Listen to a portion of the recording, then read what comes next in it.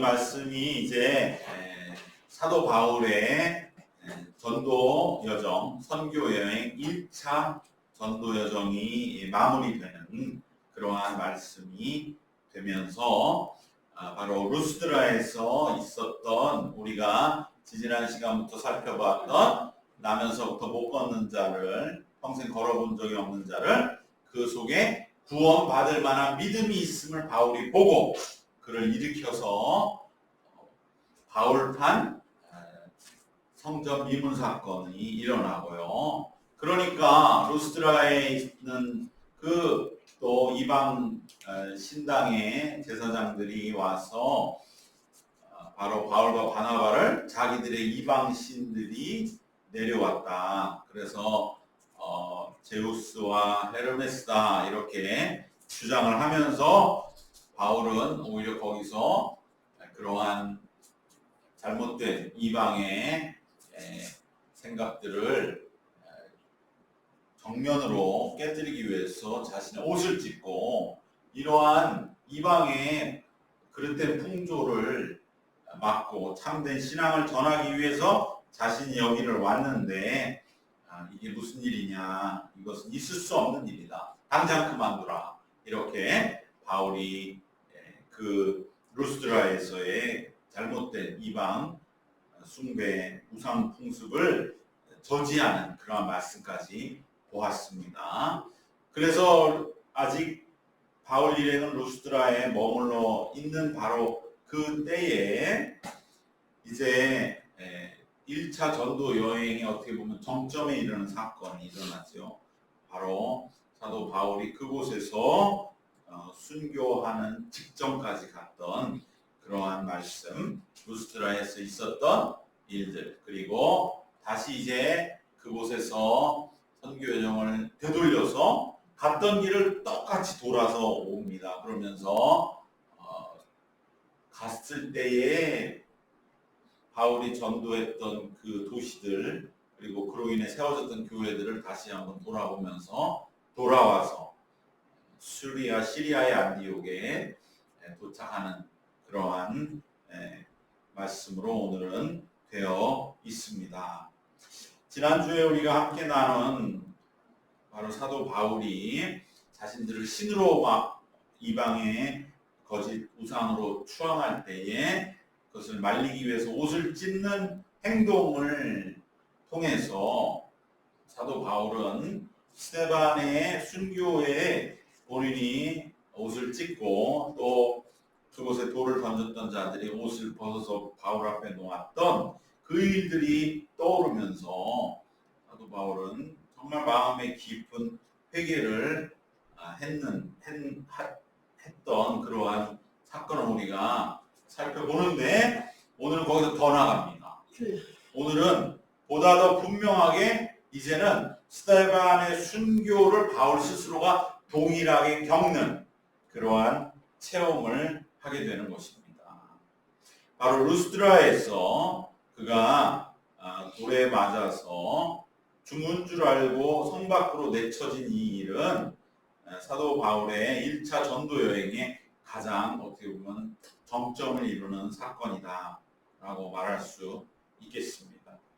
그것은 바울이 그동안 지나왔던 대표적인 두 도시였던 비시디 안디옥, 그래서 오늘 19절 말씀에 유대인들이 안디옥과 할 때 이 안디옥은 비시디 안디옥이죠. 그리고 이고니온에서 와서 유대인들이 와서 무리를 충동했다. 루스드라에 있는 사람들을 충동하면서 그들이 돌로 바울을 쳐서 죽은 줄 알고 시외로 끌어내치니라.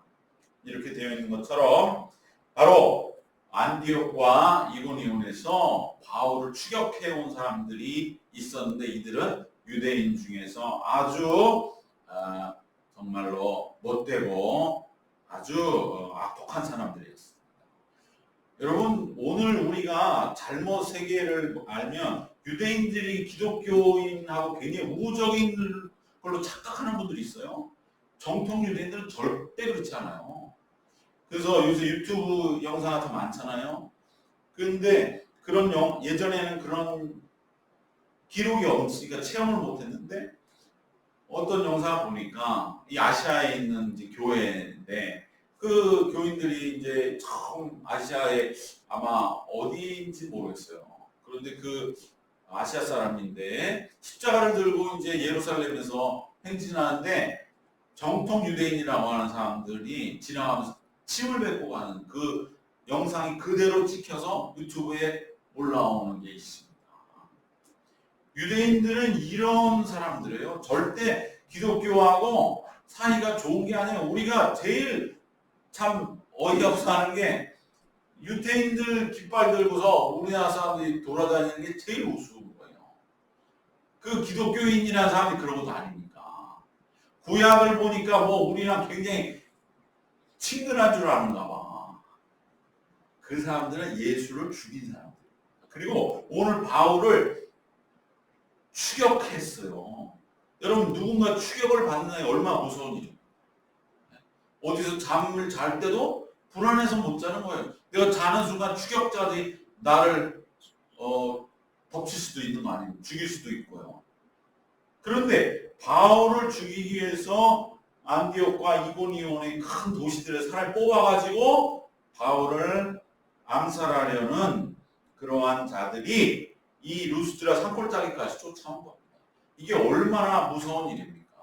그런 사람들이 유대인이에요. 이 사람들이 보통 사람들이겠습니까? 바로 유대인 회당 공동체의 그 아주 핵심들이 밀어주는 사람이고 그걸 뽑아가지고 저 바울 죽이지 않으면 우리 유대교가 혼란해진다. 우리 예수도 죽였는데 바울을 왜 못 죽이냐?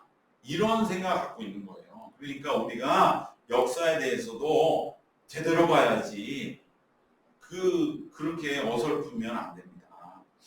그래서 바울을 여기까지 쫓아왔습니다. 그리고 루스드라의 무리를 선동하면서 돌을 치는데 그렇게 신처럼 떠받들던 루스드라 사람들 그 아무도 말리진 않습니다. 여기서 우리는 두 가지를 생각해 볼 수 있습니다. 바로 이 루스드라 사람들의 모습입니다. 그들은 왜 루스드라 사람들이 이적이 일어났고 신처럼 모시던 바울을 지금 죽을 위기에 처했는데 그 누구도 이게 옳지 않다고 말하는 사람이 없었을까? 그것은 그만큼 진정한 신앙이 아니라 어설픈 이 기복신앙, 자기들의 마음과 욕심을 채우는 그 믿음 아닙니까?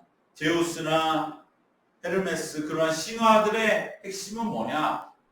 우리를 위한 신앙이라 이거죠. 사람을 위한 신앙.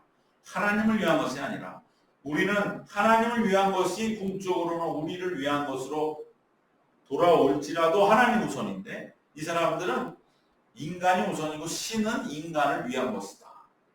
그 신앙이 기복신앙인데 자신의 욕망에 대하여 호응해 주지 않거든요.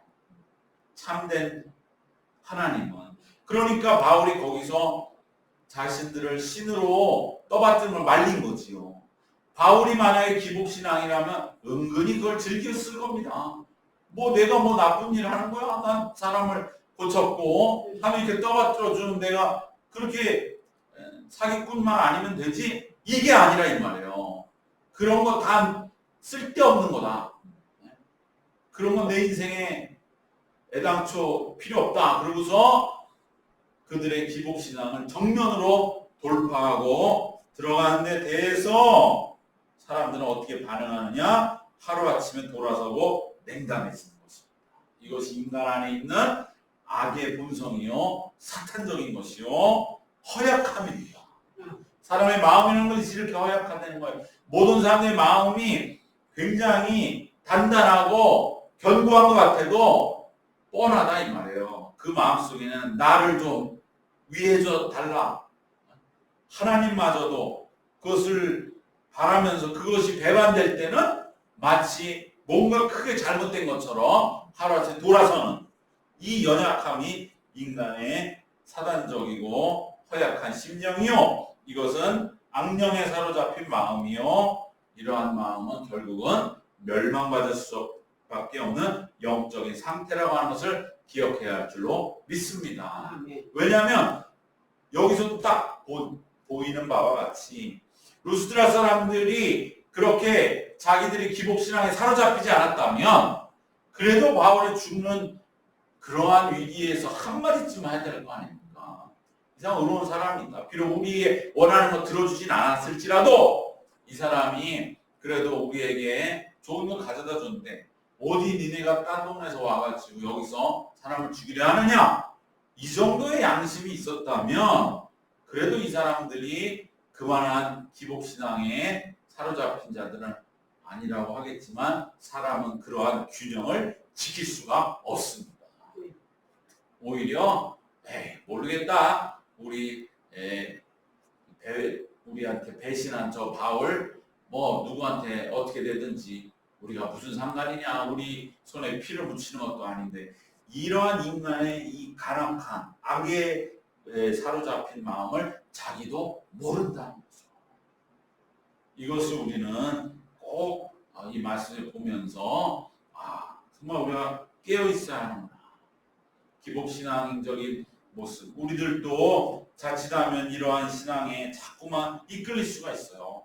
우리의 마음이 연약해지고 우리가 힘들어지면 그저 좀 나를 좀 어떻게라도 도와주고 나의 소원을 들어주면 좋겠다. 그러한 마음으로 누구나 사람들은 그렇게 힘들게 아둥바둥하며 살지만 그래도 신앙에는 뭐가 다르냐? 우리는 그래도 하나님이다 이 말이에요. 하나님의 기준 내서서 하나님이 오르신 것을 우리가 바라는 것이 우선이지 인간은 자꾸만 우리 안에 이것을 깨닫고 이겨내고 극복하려고 애쓰는 것이 참된 신앙의 길인 것을 기억해야 할 줄로 믿습니다. 두 번째로 바울의 입장입니다. 바울은 얼마나 기가 막히겠어요. 정말 어떻게 보면은 너무나 억울하지. 자기는 사람 살리고 진정한 하나님의 복음을 전하고 이들의 잘못된 신앙에 오래 쩌드는 풍습을 고쳐주기 위해서 자기가 그 모든 것 다 내던지고 어떻게 보면 신처럼 추앙받으면 자기도 어떻게 보면 편한데 그런 거하고는 아예 거리가 머니까 다 내던지고 이 루스드라를 위해 모든 걸 바쳤는데 돌아온 것은 죽음이다 라고 하는 걸 볼 적에 우리도 바울의 이 마지막 1차 전도의 정점의 사건을 보면서 참된 복음을 전하기 위해서는 우리가 어떠한 고난이라도 때로는 그 고난은 굳이 우리가 안 겪어도 되는 회피할 수 있는 고난이라 할지라도 우리는 때로 자처해서 지고 가야 할 줄로 믿습니다.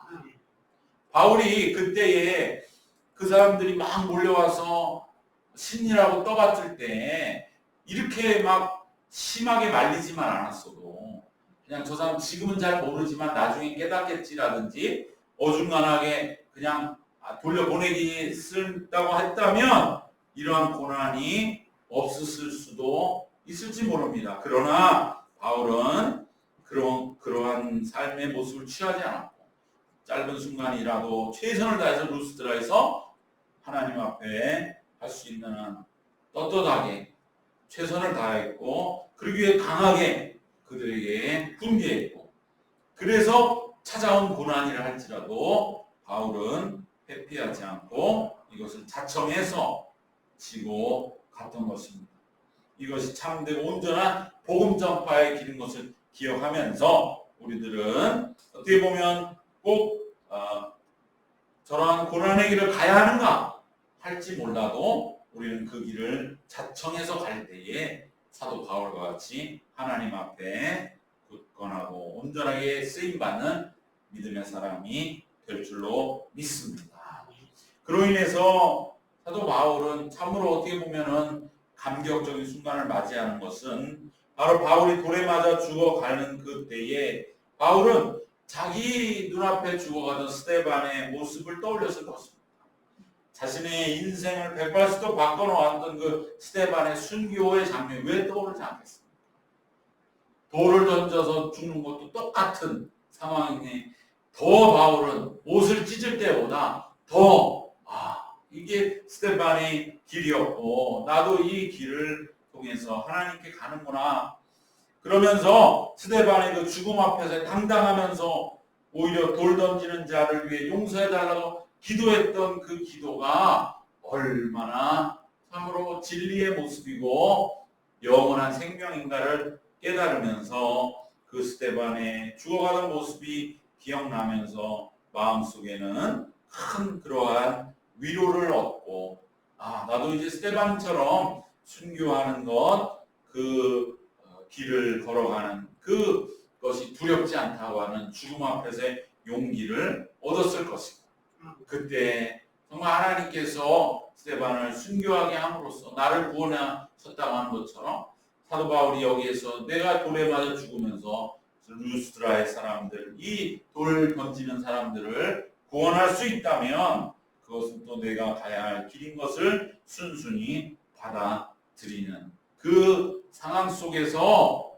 바울은 이제 나중에 이 일이 자기 자신에게는 진정으로 죽었다가 다시 살아나는 스데반이 순교한 것처럼 자기도 이곳에서 순교해서 죽은 줄 알고 사람들도 다 그 시체를 시외 밖으로 끌어내어 내쳤다고 기록하고 있는 것처럼 내가 그때 죽었는데 놀랍게도 하나님 나를 다시 살리셨고 그때 내가 죽음으로써 스데반과 동일한 체험을 하고 스데반 그 순교의 진정으로 내 자신이 어떻게 보면은 동일한 체험을 통해서 그 죄에 대해 더 깊이 회개하고 더 정말 내가 그때 그것은 하나님이 보실 때 얼마나 안타까웠고 괴로운 일이 있었을까. 바울도 여기서 죽으면서 억울한 그 억울함이 스데반이 순교할 때 스데반이 가졌던 그 억울한 마음보다 같거나 덜하고 스데반이 더 억울했다면 바울은 내가 이렇게 해서라도 그걸 조금이라도 체험해 볼 수 있게 되었구나. 그러한 마음을 가지고 더 깊이 하나님 앞에 회개했을 줄 믿습니다. 이것은 바울의 죽음과 새로운 소생이라고 말할 수 있는 놀라운 사건입니다. 여러분 이처럼 우리도 어떻게 보면은 우리가 지금 심한 고난을 겪고 있다고 한다면 그것은 어쩌면 우리가 지은 큰 죄를 하나님께서 우리에게 생각나게 하시기 위해서 바울이 돌에 맞을 때 스데반의 순교에 그 이르게 한 자기의 죄를 생각나게 하신 것처럼 우리도 이 고난 속에서 우리의 죄를 더 하나님이 새롭게 깨닫게 하시고 생각나게 하심으로 우리를 더 깊은 회개와 진정한 거듭남으로 이끌어 가시기 위한 하나님의 인도하신 줄 믿습니다.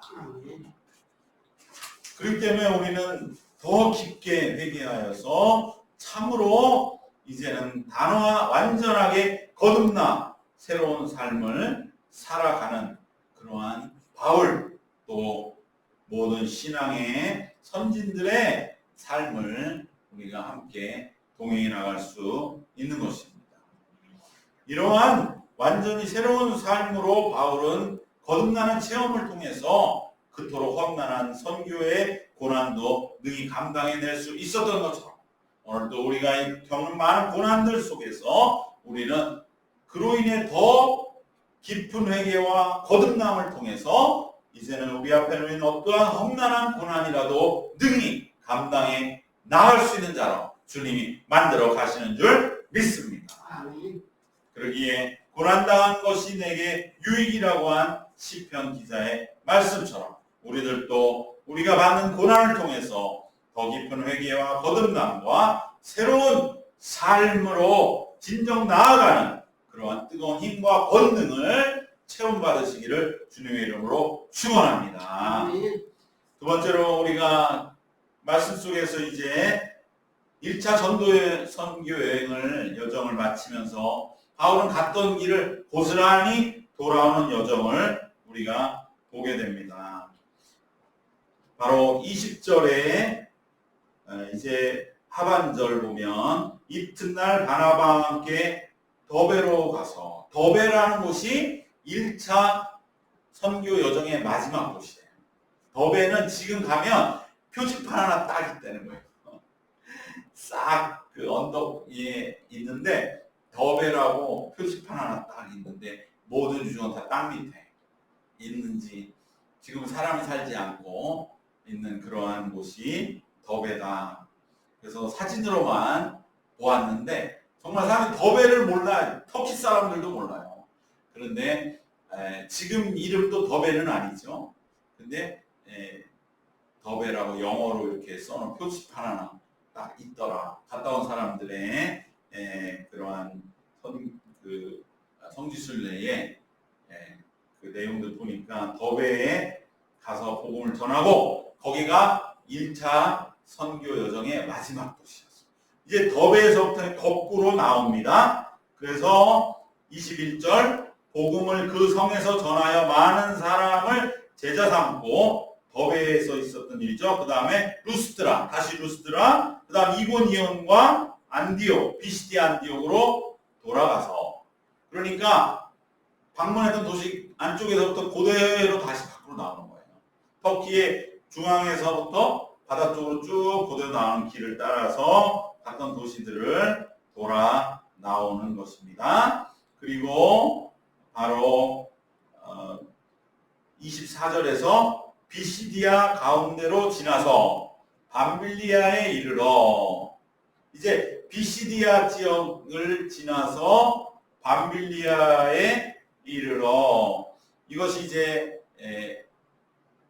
우리가 몇 주 전 처음 이제 바울이 바다에서 육지로 들어갈 때 넘어갔던 토로스 산맥 그 로마 그리스 신화의 배경이 되는 그 산맥을 다시 돌아 나온 거죠. 이게 산길을 또 굽이굽이 넘어온 그러한 여정입니다. 그리고 25절 말씀을 버가에서 전하고 이 버가가 항구 도시죠.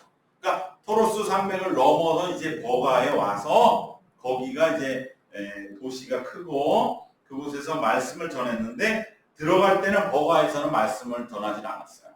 그래서 첫 설교지가 비시디 안디옥이 된 거죠.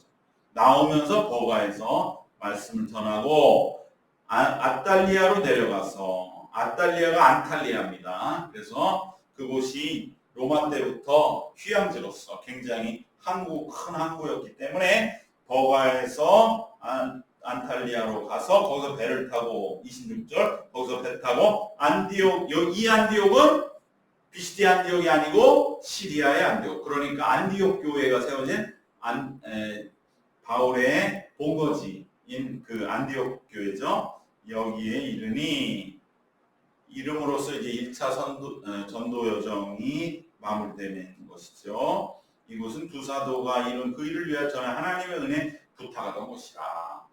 처음에 전도 여행을 출발할 때 이들의 여정을 하나님의 은혜의 손에 부탁드립니다. 그 기도를 의탁하는 기도를 드린 그 때를 말씀하는 것이고 그래서 27절, 28절에는 이제 그곳에 선교 보고를 하고 하나님의 은혜를 찬송한 말씀으로 되어 있습니다. 마지막으로 우리가 살펴볼 것은 이처럼 복음 전파에는 이 사후 관리가 반드시 필요하고 중요하다는 것입니다.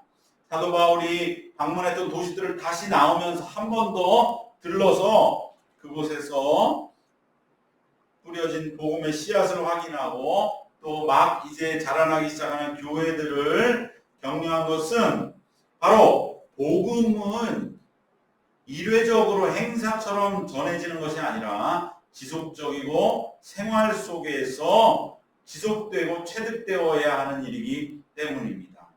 바울이 여정을 거꾸로 거슬러가며 지나온 성읍들과 교회를 방문했음을 우리는 꼭 다시 명심해야 됩니다.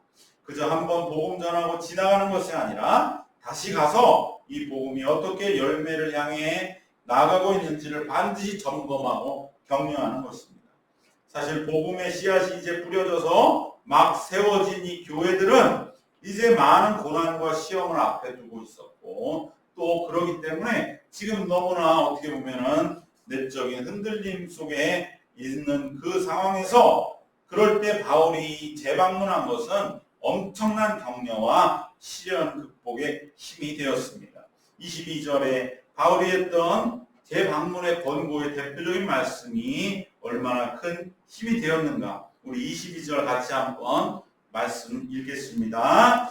제자들의 마음을 굳게 하여 이 믿음에 머물러 있으라 권하고, 또 우리가 하나님의 나라에 들어가려면 많은 환난을 겪어야 할 것이라 하고. 이 믿음에 머물러 있으라. 이 믿음에 머물러 있어야 된다.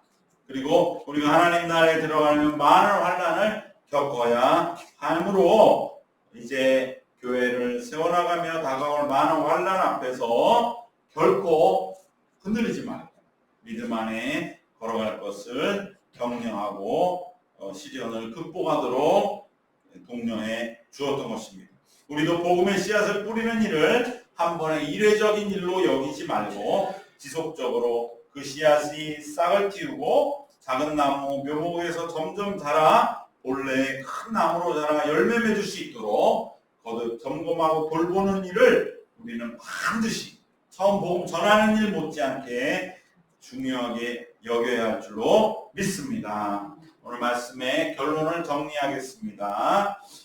참된 복음을 전하기 위해 우리는 때로 회피할 수 있는 고난이라도 자처해서 짊어지는 믿음의 길을 가야 할 줄로 믿습니다. 두 번째, 스데반의 순교와 같은 고난을 통해 바울이 더 깊은 회개와 거듭남으로 새 삶을 얻은 것처럼 우리도 고난을 통해서 더 깊이 회개하고 더 거듭나서 새로운 삶을 향해 힘차게 전진하시기를 바랍니다. 마지막으로 복음은 일회적인 것이 아니라 거듭 관리하고 열매 맺기까지 동행해야 하는 것을 기억하면서 우리가 신앙생활이 내 삶의 자연스러운 모습이 돼요. 우리의 삶이 정말로 신앙과 복음으로만 집중되고 사랑으로만 집중돼 그리스도의 사랑으로 그러한 삶이 아예 되어져 버려서 그러한 신앙에 흔들리는 사람들 그들에게 분명하게 우리가 격려하고 이끌어줄 수 있는 그러한 믿음의 사람으로 우리들이 자라도록 하는 것이 사도 바울의 1차 선교 여정에 우리에게 남기는 영원한 복음이요 메시지요 말씀이 되는 줄 믿습니다. 이러한 길로 우리들도 바울의 뒤를 동행하는 우리 모두 되시기를 주님의 이름으로 축원합니다. 기도하겠습니다. 하나님 감사합니다. 사도 바울의 이 험난한 1차 선교 여정 속에서 그가 어떻게 보면 잃어버리고 있었던 스데반의 체험을 하게 하시고 그로 인하여 사도 바울을 완전히 이제는 거듭나고 새로운 사람, 죽음으로부터 이제 다시 살아난 그러한 인생이 되게 하신 우리 하나님, 참된 복음을 전하기 위하여 어떠한 고난이라도 자처하며 또 우리가 뿌린 복음의 씨앗이 정말 열매 맺고 자라날 수 있도록 돌보는 그러한 바울과 같이 우리들도 그러한 참된 복음 전파의 길을 걸어가 바울의 이 1차 선교 여정에 동행할 수 있는 남은 생이 되게 하여 주시어서 하나님 은혜 가운데에 진정으로 복되고 영광된 삶을 살아가는 우리 모두가 되게 하여 주시옵소서. 예수님 이름으로 기도드리옵나이다. 아멘.